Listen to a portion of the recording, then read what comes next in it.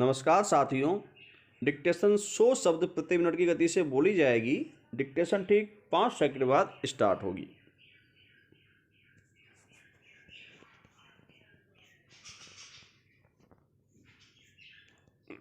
Start. बच्चे देश का भविष्य होते हैं विराम, पर कुछ बच्चे ऐसे भी होते हैं जिनका बचपन खेलने कूदने या पढ़ाई लिखाई के बजाय मजदूरी करते हुए बीतता है विराम। आज़ाद भारत में आज भी 1 करोड़ से ज़्यादा बच्चे बाल मजदूरी करते हैं विराम। हर घंटे 2 बच्चों का बलात्कार होता है। 4 बच्चे यौन शोषण का शिकार होते हैं विराम। हर घंटे 8 बच्चे मानव तस्करी का शिकार हो जाते हैं विराम। ऐसे बच्चों को चुराकर बाल मजदूरी और बाल वेश्यावृत्ति आदि के लिए खरीदा बेचा जाता है विराम। ये सरकारी आंकड़े हैं, असल संख्या इससे कहीं ज़्यादा है विराम। गौरतलब है कि कोविड-19 महामारी के चलते जहां आर्थिक स्तर पर होने वाले व्यापक नुकसान से काम की स्थिति में गिरावट आई है, वहीं घरेलू आय कम होने और स्कूलों के बंद होने से बाल श्रम बढ़ने की आशंका भी बन गई है विराम। कोरोना संक्रमण रोकने के लिए दुनिया के अनेक देशों ने पूर्ण बंदी की थी, जो कहीं कहीं अब भी चल रही है विराम। इससे व्यापारिक गतिविधियां, कल कारखाने पूरी तरह बंद रहे, जिससे करोड़ों लोगों को बेरोजगार होना पड़ा और उनके परिवारों के सामने रोजी रोटी का संकट खड़ा हो गया विराम। पैरा यूनिसेफ का अनुमान है कि इन परिस्थितियों के कारण दुनिया भर में बाल मजदूरी में बढ़ोतरी हो सकती है विराम। गरीबी से त्रस्त परिवार बच्चों को खतरनाक औद्योगिक गतिविधियों में भी काम करने को भेज सकते हैं विराम। अगर ऐसा हुआ तो भारी संख्या में बच्चों के बचपन पर घातक असर पड़ेगा विराम। हाल ही में Paschim Bangal right to education forum और कैंपेन अगेंस्ट चाइल्ड लेबर की ओर से किए गए सर्वेक्षण में पता चला है कि पूर्णबंदी के दौरान पश्चिम बंगाल में स्कूल जाने वाले बच्चों में बाल मजदूरी दर बढ़ी है विराम। गौरतलब है कि बच्चों से काम लेने वाले उन्हें इसलिए काम पर रखते हैं क्योंकि बड़े लोगों की तुलना में उन्हें वेतन कम देना पड़ता है और उनसे ज़्यादा देर तक काम लिया जाता है विराम। आज गांवों की स्थिति ज़्यादा खराब है विराम। परिवारों को काम के लिए ज़्यादा लोग चाहिए ताकि पैसे कमाए जा सकें विराम। अगर हम सुधार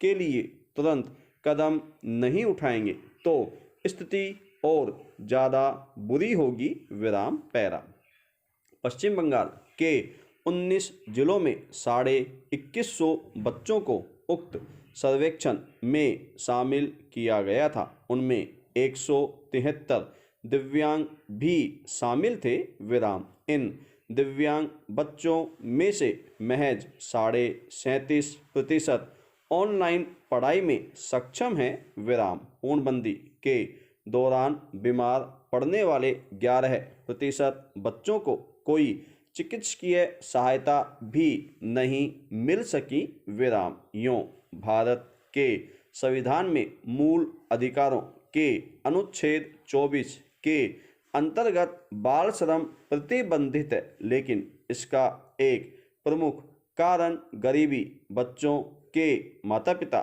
में लालच और असंतोष का होना है विराम। माता पिता अपनी सुविधा के लिए बच्चों से मजदूरी कराते हैं, जिससे बच्चे स्कूल नहीं जा पाते हैं विराम पैरा। बाल श्रम में वृद्धि का दूसरा कारण सरकारी स्कूलों में पढ़ाई का स्तर ठीक न होना भी है विराम। भारतीय सरकारी स्कूल अध्यापकों की अनुपस्थिति के मामले में विश्व में युगांडा के बाद दूसरे नंबर पर है विराम। सरकारी स्कूलों के 5वीं कक्षा के अधिकतर बच्चे तीसरी कक्षा की किताब नहीं पढ़ पाते विराम। स्कूलों में कौशल विकास बिल्कुल नहीं होता, केवल क्लर्क बनाने वाली रट्टा मार पढ़ाई होती है विराम। तो क्यों बच्चे स्कूल जाना चाहेंगे और क्यों अभिभावक उन्हें स्कूल भेजना चाहेंगे? नई शिक्षा नीति से इन समस्याओं का समाधान निकलेगा और शिक्षा व्यवस्था का चरित्र भी बदलेगा, लेकिन उसके लिए अभी प्रतीक्षा करनी होगी विराम पैरा। सर्वेक्षण के मुताबिक पूर्णबंदी के असर से हर राज्य में स्कूल जाने वाले बच्चों के बीच बाल मजदूरी में 105% की वृद्धि हुई है विराम। इस दौरान लड़कियों में बाल मजदूरों की संख्या 113% बढ़ी है, जबकि लड़कों के बीच इस संख्या में 95% की वृद्धि हुई है विराम। इसका परिणाम यह होगा कि और ज़्यादा बच्चे अधिक मेहनत तथा शोषण वाले काम करने को मजबूर होंगे। लैंगिक असमानता और विकट हो जाएगी विराम। हाल ही में ब्यूनस आयर्स में बाल श्रम पर लगभग 100 देशों का सम्मेलन हुआ था, जिसमें यह चिंता जाहिर की गई थी कि अधिकांश सदस्य देश 2025 तक बाल श्रम को समाप्त करने के अपने लक्ष्य से पीछे ही रहेंगे विराम पैरा। अंतर्राष्ट्रीय श्रम संगठन ने अनुमान लगाया है कि आज से 7 वर्ष बाद भी लगभग 1 अरब 21 करोड़ बच्चे अलग अलग कार्यों में संलग्न पाए जा सकते हैं विराम। अब भी विश्व में 5 से 17 वर्ष के बीच के काम करने वाले बच्चों की संख्या 1 अरब 52 करोड़ है विराम। National labour institute of India और यूनिसेफ द्वारा तैयार की गई रिपोर्ट में इस बात का खुलासा हुआ है कि लखनऊ में कुल 30,500 बाल मजदूर हैं और कोरोना के कारण इनकी संख्या में इजाफा हुआ है विराम। यही वजह है कि यह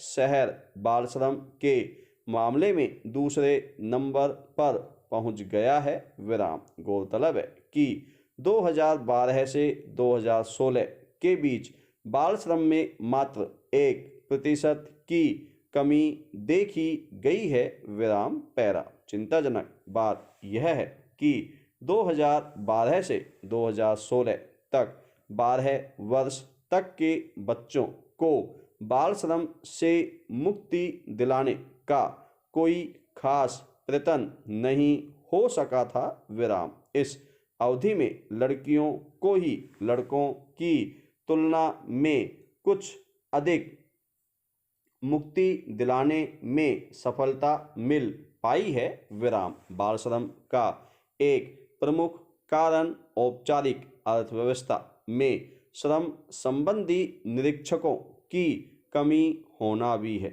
जिसके फलस्वरूप लगभग 71% बच्चे आज भी कृषि कार्य में लगे हैं, जिनमें से 69% बच्चों को परिवार की इकाई में काम करने के कारण पारिश्रमिक नहीं दिया जाता है विराम। आज भी भारत में प्रतिदिन लगभग 43 लाख बच्चे स्कूल के बजाय काम पर जाते हैं विराम। कोरोना काल ने स्थिति को और गंभीर बना दिया है विराम। धन्यवाद साथियों।